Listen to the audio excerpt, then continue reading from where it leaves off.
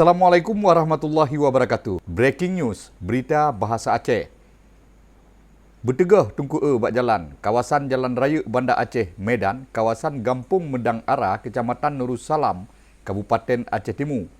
Menyo dari arah barat lewat Kedai Kuta Binjai, KJAE atih jalan.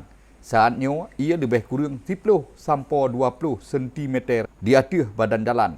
Menyo urang drone nelewat daerahnya belehun bek tajam-tajam ni pupulung motor atau Honda.